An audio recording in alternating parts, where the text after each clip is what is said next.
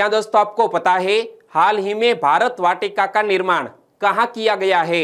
हाल ही में सुर्खियों में रहे साजन प्रकाश का संबंध किस खेल से है? प्रतिवर्ष अंतरराष्ट्रीय एमएसएमई दिवस कब मनाया जाता है?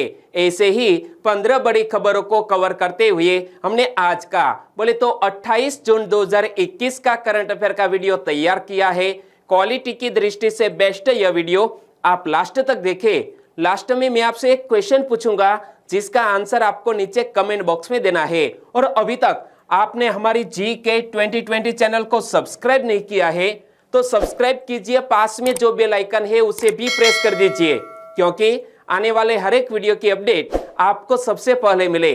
चलिए बिना वक्त गवाए स्टार्ट करते हैं पहले क्वेश्चन से। हाल ही में भारत वाटिका का निर्माण कहाँ किया गया है? इमेज में आप देख सकते हैं भारत माँ की प्रतिमा भी है। तो यह भारत वाटिका का निर्माण कहाँ किया गया है? उत्तराखंड में किया गया है। यानी कि इस क्वेश्चन का सही आंसर है ऑप्शन ए, उत्तराखंड राज्य में हाल ही में भारत वाटिका का निर्माण किया गया है। तो यह भारत वाटिका है क्या, वो सारी इंफॉर्मेशन आज मैं आपको बताने जा रहा हूं। तो देखो, देश के सभी 33 राज्यों के राज्य वृक्ष भारत वाटिका में संरक्षित किए गए हैं। यानी कि हमारे 28 राज्य और 5 केंद्र शासित प्रदेशों के जो राज्य वृक्ष है इनको संरक्षित किए गए हैं यह भारत वाटिका में। और जिसमें देश के 28 राज्य व 5 केंद्र शासित प्रदेशों के राज्य वृक्ष शामिल किए गए हैं। और इमेज आप देख सकते हैं यह सभी राज्य के राज्य प्रतीक यानी कि स्टेट ट्री स्थापित किए गए हैं। और यहाँ पर लिखा है स्टेट ट्री ऑफ ओडिशा। तो राज्य वृक्षों के आगे उनके वैज्ञानिक नाम व राज्यों के नाम को अंकित करते हुए पट्टिका भी लगाई गई है। इमेज आप देख सकते हैं। तो इसी तरह दोस्तों राज्य वृक्ष से जुड़े हुए जो साइंटिफिक नेम है इनको निर्देश करते हुए एक पट्टी भी लगाई गई है, और जिससे राज्यों के अनुसार उनके महत्व को समझा जा सके। और उत्तराखंड वन अनुसंधान केंद्र में तो यह भारत वाटिका का निर्माण कहाँ किया गया है? उत्तराखंड वन अनुसंधान केंद्र में यह भारत वाटिका का निर्माण किया गया है। और यहाँ तैयार की इस वाटिका इस तरह की देश की पहली वाटिका है जहां पर सभी राज्यों के राज्य वृक्ष को स्थापित किया गया है, यानी कि संरक्षित किया गया है। और भारत वाटिका का उद्घाटन किसने किया? भारत वाटिका का उद्घाटन मुख्य वन संरक्षक संजीव चतुर्वेदी, राष्ट्रीय सेवा योजना समन्वयक ललित मोहन पांडे और शिक्षिका बीना फुलारा ने फीता काटकर इसका ओपनिंग किया है। और यहाँ हम बात करते हैं उत्तराखंड राज्य के। तो आप मैप में देखिए, उत्तर प्रदेश से अलग हुआ है यह उत्तराखंड राज्य। और उत्तराखंड की 2 कैपिटल है, एक कैपिटल है देहरादून और उत्तराखंड की ग्रीष्मकालीन कैपिटल घोषित किया गया है गैरसैंण को। किसको? गैरसैंण उत्तराखंड की ग्रीष्मकालीन कैपिटल। और उत्तराखंड की वर्तमान राज्यपाल कौन है? बेबी रानी मौर्य। उत्तराखंड के हाल ही में नए मुख्यमंत्री कौन बन गए हैं? तीरथ सिंह रावत। इमेज में आप देख सकते हैं क्या लिखा है? तीरथ सिंह रावत उत्तराखंड के नए मुख्यमंत्री। और फूलों की घाटी उत्तराखंड राज्य के गढ़वाल क्षेत्र में स्थित है। तो यह भी याद रख लो कि उत्तराखंड में फूलों की घाटी स्थित है, लेकिन किस क्षेत्र में? गढ़वाल क्षेत्र में। और जिम कॉर्बेट राष्ट्रीय उद्यान जो भारत का सबसे पुराना राष्ट्रीय पार्क है वो भी उत्तराखंड राज्य में स्थित है। तो दोस्तों इसी तरह हर क्वेश्चन से जुड़े इंपॉर्टेंट फैक्ट मैं आपके सामने रखता हूं। हमारा यह तरीका आपको अच्छा लगता है, लाइक करना मत भूलिएगा। दूसरा क्वेश्चन है आपकी स्क्रीन पर, नौसेना का कौन सा जलपोत अफ्रीका और यूरोप के कई बंदरगाहों की यात्रा पर हाल ही में रवाना हुआ है? भारतीय नौसेना का एक जलपोत जो हाल ही में अफ्रीका और यूरोप के कई बंदरगाहों की यात्रा पर रवाना हुआ है। जून में रवाना हुआ, जुलाई, अगस्त, सितंबर, तकरीबन 4 मंथ की एक लंबी यात्रा पर यह जलपोत निकला है। लेकिन इस जलपोत का नाम क्या है? जलपोत का नाम है INS तबर। क्या नाम है? INS तबर, जो हाल ही में अफ्रीका और यूरोप के कई बंदरगाहों की यात्रा पर रवाना हुआ है। नौसेना का जलपोत INS तबर सितंबर के अंत तक अफ्रीका और यूरोप के कई बंदरगाहों की यात्रा करेगा। यहाँ क्या लिखा है? पढ़ो तो, INS तबर जो हाल ही में यात्रा पर रवाना हो गया है। कब से? तो इस जलपोत ने 13 जून से यह दीर्घावधि यात्रा शुरू की है। कब से? 13 जून से। और इस दौरान आईएनएस तबर प्रोफेशनल, सामाजिक और अन्य गतिविधियों का संचालन करेगा। यह कई मित्र देशों की सेनाओं के साथ संयुक्त अभ्यास में भी शामिल होगा। यानी कि बहुत से हमारे मित्र देश है, उनके साथ हमारा आईएनएस तबर दोस्तों नौसेना अभ्यास में भी हिस्सा लेने वाला है। और इस लंबी यात्रा के दौरान आईएनएस तबर कहां से गुजरेगा, तो इसका जो पूरा रूट है वो मैप के जरिए आपको मैं दिखाना चाहूंगा। यहां से भारत से रवाना हुआ है, अरेबियन सी से आगे बढ़ते हुए यहाँ एडेन की खाड़ी, और यहाँ से दोस्तों रेड सी, और यहाँ से यह है दोस्तों हमारी स्वेज नहर, और यहाँ से आगे बढ़ते हुए भूमध्य समुद्र।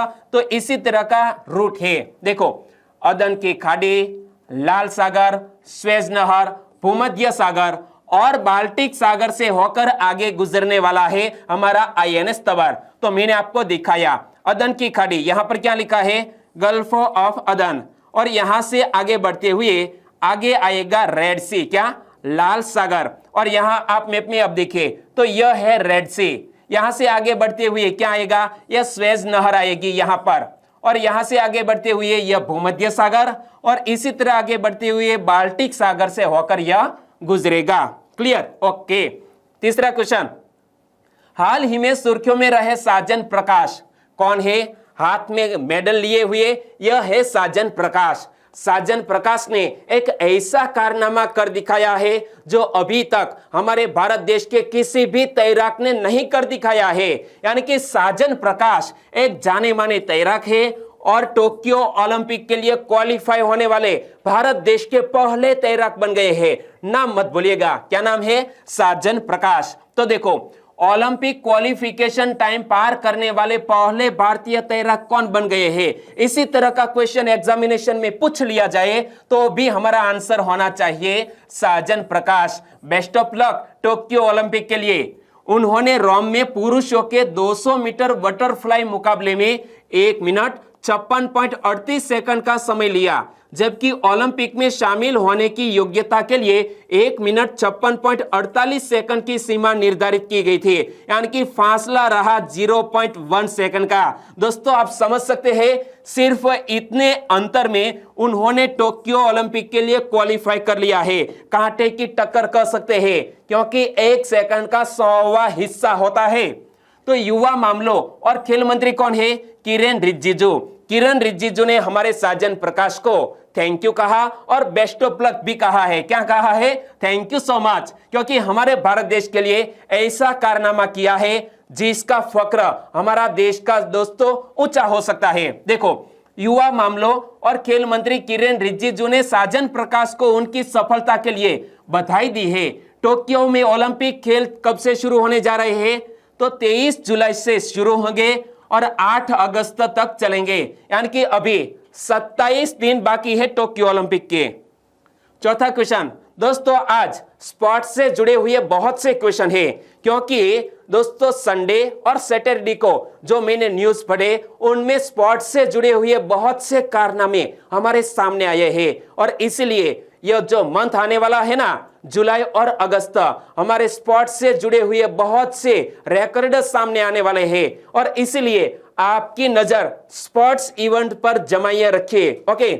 चौथा क्वेश्चन, टोक्यो ओलंपिक में स्वर्ण पदक जीतने वाले राज्य के खिलाड़ियों की 3 करोड़ रुपए का पुरस्कार देने की घोषणा किसने की है? दोस्तों एक जबरदस्त घोषणा की गई है एक राज्य के मुख्यमंत्री के द्वारा कि कोई भी हमारा राज्य का कोई भी ऐसा खिलाड़ी जो टोक्यो ओलंपिक के लिए गोल्ड मेडल जीतेगा तो हम 3 करोड़ रुपए देंगे। यदि कोई भी हमारा राज्य का खिलाड़ी सिल्वर मेडल जीतेगा टोक्यो ओलंपिक में तो हम 2 करोड़ देंगे। और दोस्तों ब्रॉन्ज मेडल के लिए हम 1 करोड़ देंगे। इसी तरह की घोषणा हाल ही में तमिलनाडु के मुख्यमंत्री ने की है। तो बताइए तमिलनाडु के वर्तमान चीफ मिनिस्टर कौन है? M.K. स्टालिन, जो मई में ही शपथ ले ली है। तमिलनाडु के नए मुख्यमंत्री है M.K. स्टालिन ने घोषणा की है कि टोक्यो ओलंपिक में स्वर्ण पदक जीतने वाले राज्य के खिलाड़ियों को 3 करोड़ रुपए का पुरस्कार दिया जाएगा। तो देखो M.K. स्टालिन, इमेज आप देख सकते हैं, उन्होंने घोषणा की है। M.K. स्टालिन बोले तो तमिलनाडु के वर्तमान मुख्यमंत्री, और उन्होंने अगले महीने होने वाले टोक्यो ओलंपिक में स्वर्ण पदक जीतने वाले राज्य के खिलाड़ियों को 3 करोड़ रुपए, रजत पदक जीतने वाले राज्य के खिलाड़ियों को 2 करोड़ रुपए और कांस्य पदक जीतने वाले को 1 करोड़ रुपए के नकद पुरस्कार की भी घोषणा की है। और एम के स्टालिन की बात करते हैं तो एम के स्टालिन से जुड़े हुए बहुत से फैक्टर जब उन्होंने शपथ ग्रहण की थी तब मैंने आपको बताए थे। जैसा कि एम के स्टालिन है कौन? पूर्व मुख्यमंत्री करुणानिधि के बेटे हैं और जाने माने एक फिल्म स्टार भी रह चुके हैं एम के स्टालिन। और तमिलनाडु विधानसभा में कितनी सीटें हैं? 234। और तमिलनाडु के पूर्व चीफ मिनिस्टर का नाम क्या है? के पलानीस्वामी। और के पलानीस्वामी के नेतृत्व वाले ऑल इंडिया अन्ना द्रविड़ मुन्नेत्र कज़गम को सिर्फ 66 सीटें भी मिली थी। कितनी? 66 सीटें ही मिली। और यहां बात करते हैं तमिलनाडु की, तो आप मैप में देखिए। सबसे पहले मैप में देखिए कि तमिलनाडु कहां पर है। दक्षिण का यह स्टेट तमिलनाडु, तमिलनाडु से यहां पर पड़ता है श्रीलंका। श्रीलंका की दूरी तमिलनाडु से सिर्फ 31 किलोमीटर है। कितनी? 31 किलोमीटर। और तमिलनाडु की कैपिटल का नाम है चेन्नई। तमिलनाडु के राज्यपाल है बनवारीलाल पुरोहित और तमिलनाडु के मुख्यमंत्री बन गए हैं एम के स्टालिन। और तमिलनाडु का प्रमुख भोजन क्या है? चावल है। आपने कोई साउथ फिल्म देखी होगी तो आपको पता होगा कि साउथ फिल्म में जो लोग चावल खाते हैं तो इसी तरह कुछ खाते हैं। आपने देखा है ना? ओके। लोकप्रिय और प्रसिद्ध नृत्य क्या है? तमिलनाडु का फेमस लोक नृत्य है भरतनाट्यम। और राज्य पशु क्या है? नीलगिरी तहर। इमेज आप देख सकते हैं। और राज्य पक्षी क्या है? पन्ना कबूतर। यहां पर देखिए, यह है पन्ना कबूतर। क्लियर? ओके। पांचवा क्वेश्चन, रवि दहिया का जन्म कहां हुआ था? इमेज आप देख सकते हैं। रवि दहिया कौन है? हमारे भारत देश के एक जाने माने रेसलर। और रवि दहिया का जन्म हरियाणा के सोनीपत में हुआ है। यानी कि इस क्वेश्चन का सही आंसर है रवि दहिया का जन्म सोनीपत में हुआ। और यह क्वेश्चन मैंने आपको क्यों बताया? तो आप सभी को पता है कि जब से टोक्यो ओलंपिक के तकरीबन 42 दिन बाकी थे तब से हमने आकाशवाणी की ओर से जो बहुत ही अच्छे आर्टिकल छपे जाते हैं उनमें से क्वेश्चन निकालना शुरू कर दिया। तो आज हम बात करते हैं रवि दहिया की। रवि दहिया का जन्म 12 दिसंबर 1997 को हरियाणा के सोनीपत में हुआ है। कहां पर? हरियाणा के सोनीपत में। बहुत से हमारे भारत देश के ऐसे रेसलर हैं जो या तो असम मणिपुर से बिलोंग करते हैं या फिर हरियाणा से बिलोंग करते हैं। तो हमारे रवि दहिया है हरियाणा के सोनीपत से। जाने माने कोच सतपाल सिंह के प्रशिक्षण में उन्होंने 10 वर्ष की उम्र से ही पहलवानी शुरू कर दी। और रवि दहिया ने सल्वाडोर डे में 2015 के जूनियर विश्व चैंपियनशिप में 55 किलोग्राम वर्ग में रजत पदक जीतकर अपना नाम कमाया। 2017 में कंधे में चोट के कारण वे कुश्ती से अलग रहे, लेकिन उन्होंने वापसी करते हुए अगले ही साल 23 वर्ष की आयु से कम की विश्व कुश्ती चैंपियनशिप में रजत पदक जीता। और 2019 में विश्व कुश्ती चैंपियनशिप में उन्हें उस समय ओलंपिक का कोटा मिला जब उन्होंने पहले ही दौर में यूरोपीय चैंपियन आर्सेन हारुत्यून्यन को हराया। किसको हराया? एक यूरोपियन चैंपियन, नाम थोड़ा डिफिकल्ट है, आर्सेन हारुत्यून्यन को हराया। और 2020 की एशियाई कुश्ती चैंपियनशिप में उन्होंने शानदार प्रदर्शन करते हुए स्वर्ण पदक अपने नाम किया। Very nice. छठा क्वेश्चन स्पोर्ट्स से जुड़ा हुआ है। अभिषेक वर्मा ने पेरिस तीरंदाजी विश्व कप में पुरुष कंपाउंड वर्ग में कौन सा पदक जीता? पहले तो याद रख लो कि अभिषेक वर्मा का संबंध किस खेल से है? एक जाने माने तीरंदाज है। और हाल ही में जारी पेरिस तीरंदाजी विश्व कप में पुरुष कंपाउंड वर्ग में हमारे अभिषेक वर्मा ने दोस्तों गोल्ड मेडल पर निशाना लगाया। यानी कि इस क्वेश्चन का सही आंसर है स्वर्ण पदक। भारत के अभिषेक वर्मा ने पेरिस तीरंदाजी विश्व कप में पुरुष कंपाउंड वर्ग का स्वर्ण पदक अपने नाम किया है। थैंक यू सो मच हमारा देश का नाम रोशन करने के लिए। गोल्ड मेडल के मुकाबले में अभिषेक ने अमेरिका के क्रिस स्काफ को टाई ब्रेक में हराया है। क्या? टाई ब्रेक में क्रिस स्काफ को हराया है, क्योंकि दोनों के जो स्कोर थे वो थे 148-148। तो दोनों तीरंदाजों का निर्धारित समय में स्कोर 148 से बराबर रहा था। इसके बाद टाई ब्रेक का सहारा लिया गया। जिसमें अभिषेक ने 10 पर निशाना साधकर स्वर्ण पदक पर कब्जा किया है। और अभिषेक वर्मा का विश्व कप व्यक्तिगत स्पर्धा में यह दूसरा स्वर्ण पदक है। इससे पहले उन्होंने 2015 में व्रॉकलो में विश्व कप के दूसरे चरण में भी गोल्ड मेडल जीता था। वेरी नाइस, यह दूसरा गोल्ड मेडल यानी कि यह विश्व लेवल पर दूसरा पदक जीतने के लिए कांग्रेचुलेशन। 7वां क्वेश्चन, अहमदाबाद प्रबंधन संघ के कैजेन अकादमी में जैन गार्डन का उद्घाटन किसने किया है? यह दोस्तों जापानी शैली से बना हुआ एक उद्यान जिसका नाम है यह जैन गार्डन कहां पर बनाया गया है? तो अहमदाबाद प्रबंधन संघ के कैजेन अकादमी में यह जैन गार्डन बनाया गया है, जिसका उद्घाटन वर्चुअल तरीके से यानी कि वीडियो कॉन्फ्रेंस के माध्यम से हमारे प्रधानमंत्री श्री नरेंद्र भाई मोदी जी ने किया। यानी कि इस क्वेश्चन का सही आंसर है नरेंद्र भाई मोदी जी। प्रधानमंत्री श्री नरेंद्र मोदी जी ने गुजरात के अहमदाबाद में अहमदाबाद प्रबंधन संघ के कैजेन अकादमी में जैन गार्डन का उद्घाटन किया। जैन गार्डन जापानी शिला उपवन के नाम से भी जाना जाता है। क्या यह जैन गार्डन जापानी शिला उपवन के नाम से भी जाना जाता है? और यहाँ इमेज में देख सकते हैं दोस्तों, यह जो बैनर है वो क्या लिखा है? जापानी zen garden and kaizen academy at AMA। और इसका इनॉग्रेट किसने किया है? हमारे प्रधानमंत्री श्री ने। कब किया? 27 जून को सुबह 11:30 बजे इसका ओपनिंग किया गया है। तो यह अधिक प्राकृतिक स्वरूप में तैयार किया गया पारंपरिक उपवन है। इसका नजारा इमेज आप देख सकते हैं। और 6ठी शताब्दी में जैन बौद्ध भिक्षुओं ने ध्यान मनन के लिए इसे लगाया था। कब? 6ठी शताब्दी में जैन बौद्ध भिक्षुओं ने ध्यान मनन के लिए इस गार्डन को लगाया था। और यहां जिक्र किया गया है अहमदाबाद का। तो अहमदाबाद बोले तो गुजरात का सबसे बड़ा सिटी और गुजरात की आर्थिक राजधानी भी अहमदाबाद को कहा जाता है। तो इतने फैक्ट याद रख लो। भारतवर्ष में अहमदाबाद 7वें स्थान पर सबसे बड़ा नगर है और यह शहर साबरमती नदी के किनारे पर बसा हुआ है। क्या? अहमदाबाद शहर यह साबरमती नदी के तट पर बसा हुआ। और अहमदाबाद को कर्णावती के नाम से भी जाना जाता है। क्या? कर्णावती के नाम से भी अहमदाबाद को जाना जाता है। और शहर का नाम सुल्तान अहमद शाह के नाम पर पड़ा था। और इस शहर को भारत का मैनचेस्टर भी कहा जाता है। क्या? भारत का मैनचेस्टर किसको कहा जाता है? अहमदाबाद को। और साबरमती आश्रम जो गांधी जी द्वारा स्थापित किया गया है, यह साबरमती आश्रम की स्थापना महात्मा गांधी जी ने कब की थी? 1915 में की थी। तो इतने फैक्ट आप याद रख लीजिए। ओके। 8वां क्वेश्चन, महाराष्ट्र के सांगली जिले में तादासर गांव किसके उत्पाद के लिए प्रसिद्ध है? सबसे पहले तो याद रख लो, महाराष्ट्र राज्य का यह सांगली जिला, सांगली जिले के तहसील की संख्या है 10। इनमें से एक तहसील का नाम है काडेगांव और काडेगांव तहसील का एक छोटा सा गांव जिसका नाम है तादासर गांव। तादासर गांव के किसानों द्वारा उत्पादित हाल ही में ड्रैगन फ्रूट की निर्यात की गई है, इसलिए करंट अफेयर में आया है यह रसीले ड्रैगन फ्रूट।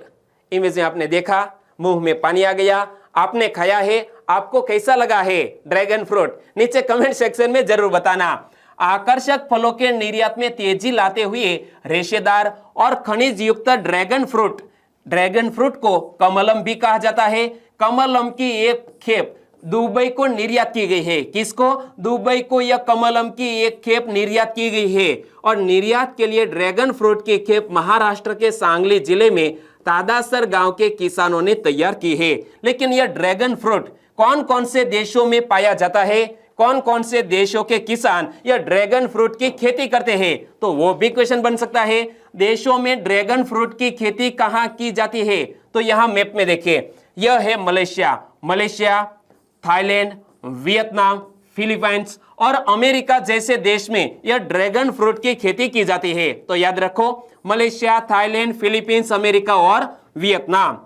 और हमारे प्रधानमंत्री श्री ने मन की बात में भी एक जिक्र किया था कि गुजरात का जो कच्छ क्षेत्र है वहां पर भी ड्रैगन फ्रूट की खेती किसानों द्वारा की जाती है। और तब भी मैंने आपको यह क्वेश्चन बताया था। नरेंद्र मोदी जी ने जुलाई 2020 में मन की बात कार्यक्रम में गुजरात के किस क्षेत्र में ड्रैगन फ्रूट की खेती के बारे में बात की थी? तो कच्छ क्षेत्र में किसानों द्वारा ड्रैगन फ्रूट की खेती की जाती है। और ड्रैगन फ्रूट्स की लोकप्रियता लगातार बढ़ रही है, विशेषकर नाश्ते में इस्तेमाल काफी बढ़ गया है यह ड्रैगन फ्रूट का। और कच्छ के किसानों का संकल्प है कि देश को ड्रैगन फ्रूट्स का आयात न करना पड़े, यानी कि ड्रैगन फ्रूट्स के मामले में हम आत्मनिर्भर बने, इसी तरह का संकल्प भी कच्छ के किसानों ने किया है। नवा क्वेश्चन, हाल ही में अंतरराष्ट्रीय एमएसएमई दिवस कब मनाया गया? प्रति वर्ष वर्ल्ड एमएसएमई डे मनाया जाता है 27 जून को, यानी कि कल ही 27 जून को अंतरराष्ट्रीय एमएसएमई दिवस मनाया गया। संयुक्त राष्ट्र महासभा ने 6 अप्रैल 2017 को आयोजित 74वीं पूर्ण बैठक में प्रति वर्ष 27 जून को सूक्ष्म, लघु एवं मध्यम उद्योग दिवस के रूप में घोषित किया था। यानी कि घोषणा कब होती है? 2017 में, और तब से यह दिवस मनाया जाता है। और इस दिवस के आयोजन का मुख्य उद्देश्य क्या है? सतत विकास लक्ष्यों को प्राप्त करने और नवाचार को बढ़ावा देने में सूक्ष्म, लघु और मध्यम उद्यमों के महत्व को पहचानना इसका प्रमुख उद्देश्य है, यह दिवस मनाने का उद्देश्य है। और भारत देश में दोस्तों सूक्ष्म, लघु या मध्यम उद्यम किसे कहते हैं? तो इसके जो क्राइटेरिया है वो भी हमें याद रख लेने चाहिए। तो देखो, सूक्ष्म उद्यम वह है जिसमें संयंत्र और मशीनरी तथा उपकरण में 1 करोड़ से अधिक का निवेश नहीं होता है तथा जिसका कारोबार 5 करोड़ रुपए से अधिक नहीं होता है, इसे हम कह सकते हैं सूक्ष्म उद्योग। तो दोस्तों, हमारे भारत देश में जो सूक्ष्म उद्योग की परिभाषा तय की गई है वो कुछ इस प्रकार है। तो लघु उद्यम हम किसे कह सकते हैं? लघु उद्यम वे होते हैं जिनमें संयंत्र और मशीनरी तथा उपकरण में 10 करोड़ रुपए से अधिक निवेश नहीं होता तथा जिसका कारोबार 50 करोड़ रुपए से अधिक नहीं होता, इसे बोल सकते हैं हम लघु उद्यम। और मध्यम उद्यम में संयंत्र और मशीनरी तथा उपकरणों में 50 करोड़ रुपए से अधिक निवेश नहीं होता है तथा जिसका कारोबार 250 करोड़ रुपए से अधिक नहीं होता है, इसे हम बोल सकते हैं मध्यम उद्यम। क्लियर? 10वां क्वेश्चन, मनु भाकर और सौरभ चौधरी ने अंतरराष्ट्रीय निशानेबाजी संघ की विश्व कप प्रतियोगिता में 10 मीटर एयर पिस्टल मिश्रित टीम स्पर्धा में कौन सा पदक हासिल किया है? हमारे भारत देश की मनु भाकर और सौरभ चौधरी की यह मिश्रित टीम ने हमारे भारत देश को रजत पदक दिलाया है। यानी कि इस क्वेश्चन का सही आंसर है सिल्वर मेडल। भारतीय निशानेबाज मनु भाकर और सौरभ चौधरी ने क्रोएशिया के ऑसी जैक में अंतरराष्ट्रीय निशानेबाजी संघ की विश्व कप प्रतियोगिता में 10 मीटर एयर पिस्टल मिश्रित टीम स्पर्धा में रजत पदक हासिल किया। और निशानेबाजी की इस प्रतियोगिता में भारत ने 3 पदक जीते हैं, जिनमें 2 कांस्य पदक है। तो याद रख लो कि यह प्रतियोगिता कहां आयोजित की गई है? अंतरराष्ट्रीय निशानेबाजी संघ की यह विश्व कप प्रतियोगिता का आयोजन क्रोएशिया के ऑसी जैक में किया गया है और जिसमें हमारे मनु भाकर और सौरभ चौधरी ने सिल्वर मेडल जीत लिया है। 11वां क्वेश्चन, हाल ही में ओपन सोसाइटी पुरस्कार 2021 से किसको सम्मानित किया गया? ओपन सोसाइटी पुरस्कार 2021 से सम्मानित किया गया है के शैलजा को। यानी कि इस क्वेश्चन का सही आंसर है ऑप्शन सी, के शैलजा। इमेज में आप देख सकते हैं और यहां पर क्या लिखा है, पढ़ो तो। Farmer Kerala health minister K Shailaja honoured with CEU open society prize. तो देखो, हाल ही में केरल की पूर्व स्वास्थ्य मंत्री के शैलजा को सेंट्रल यूरोपियन यूनिवर्सिटी के प्रतिष्ठित ओपन सोसाइटी पुरस्कार 2021 से सम्मानित किया गया है।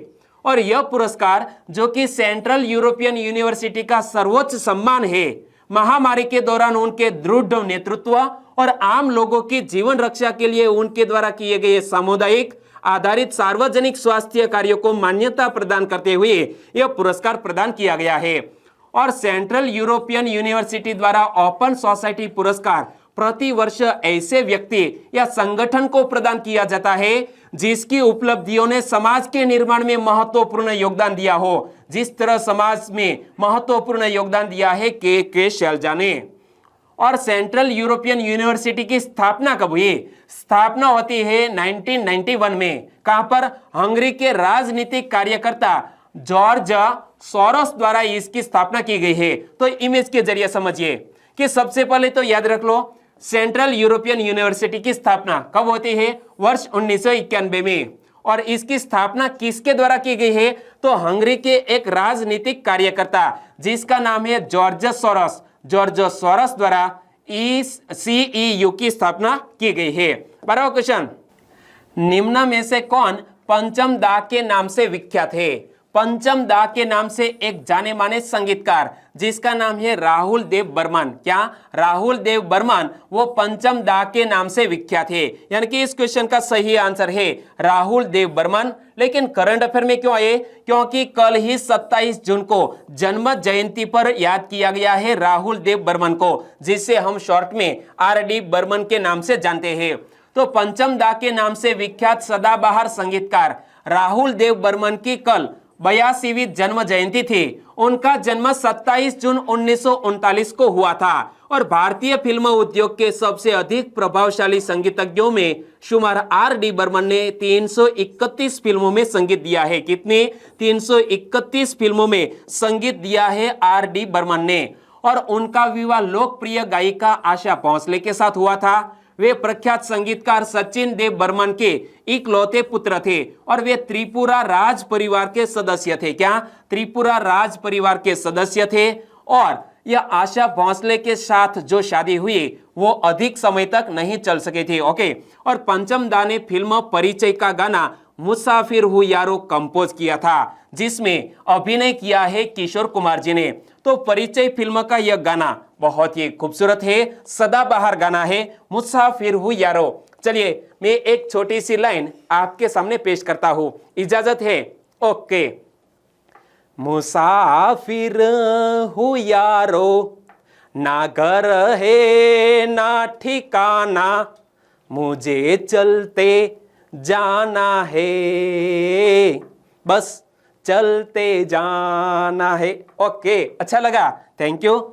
13वां क्वेश्चन, नीरज चोपड़ा ने फिनलैंड में हुए कुओर्टेन खेलों में भाला फेंक मुकाबले में कौन सा पदक जीता है?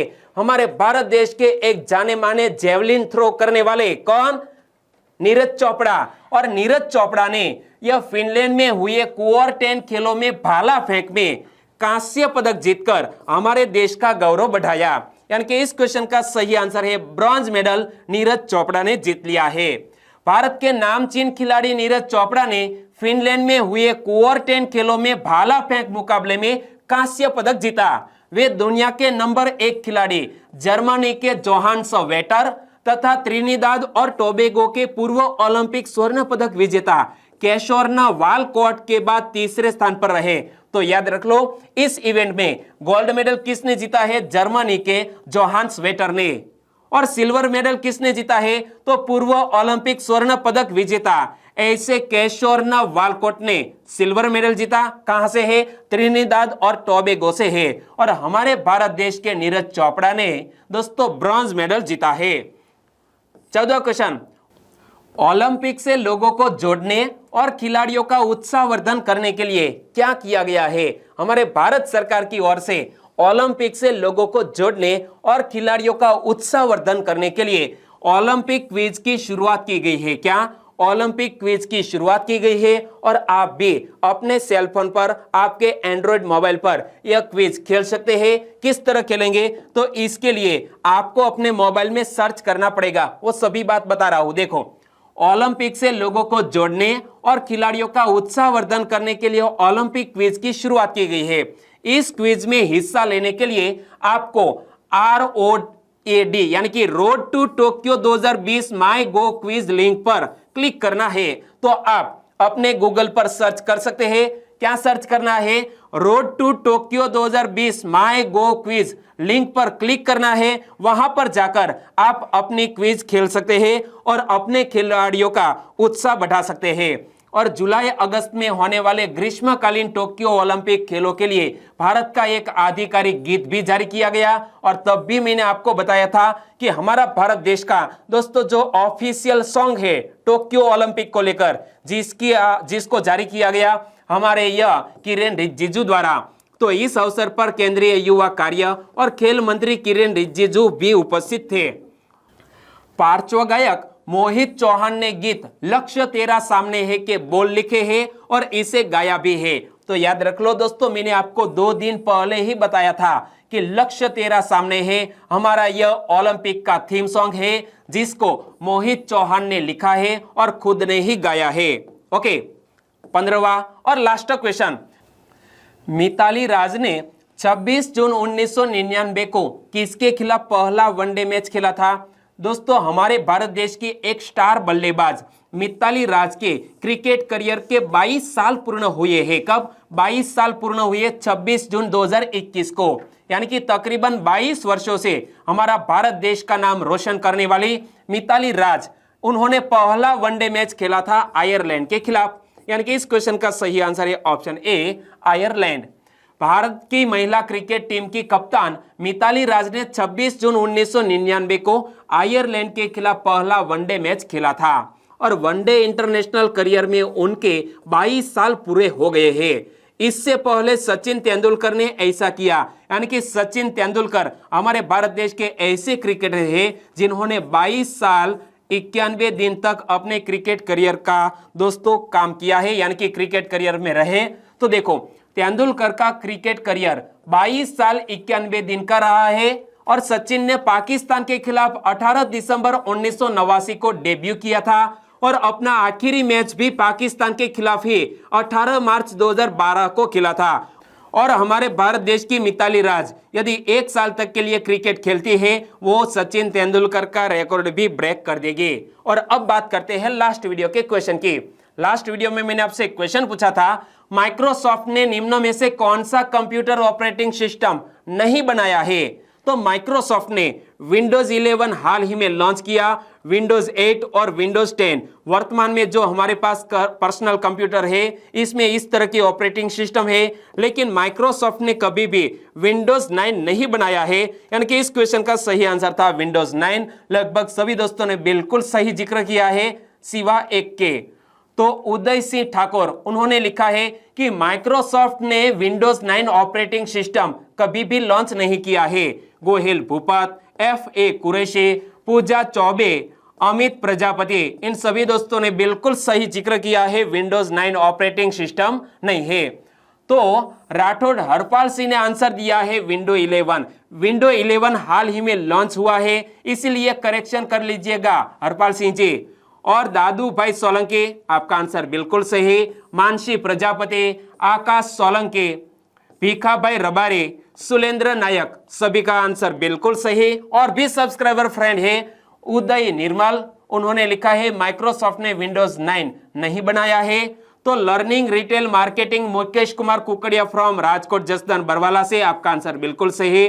प्रहलाद सिंह उमट और अर्पिता सोलंकी, बिल्कुल सही आंसर। सभी दोस्तों का बहुत बहुत धन्यवाद। और आज के वीडियो का क्वेश्चन ए रहा स्क्रीन पर, आतंकवाद के लिए धन मुहैया कराने पर निगरानी रखने वाली वैश्विक संस्था का नाम क्या है? क्या आतंकवाद के लिए धन मुहैया कराने पर निगरानी रखने वाली वैश्विक संस्था का नाम क्या है? हाल ही में यह वैश्विक संस्था ने पाकिस्तान को ग्रे लिस्ट में बनाए रखा है, इसलिए करंट अफेयर में आई है। चलिए आंसर लिखिए नीचे कमेंट बॉक्स में। और वीडियो वाकई में आपको अच्छा लगा है, हेल्पफुल लगा है, तो आपके दोस्तों को फेसबुक, व्हाट्सएप या टेलीग्राम के जरिए इस वीडियो की लिंक शेयर करना मत भूलिएगा। बस छोटी सी उम्मीद के साथ वीडियो खत्म करते हैं, फिर मिलेंगे नए करंट अफेयर वीडियो के साथ। तब तक के लिए टेक केयर एंड जय हिंद।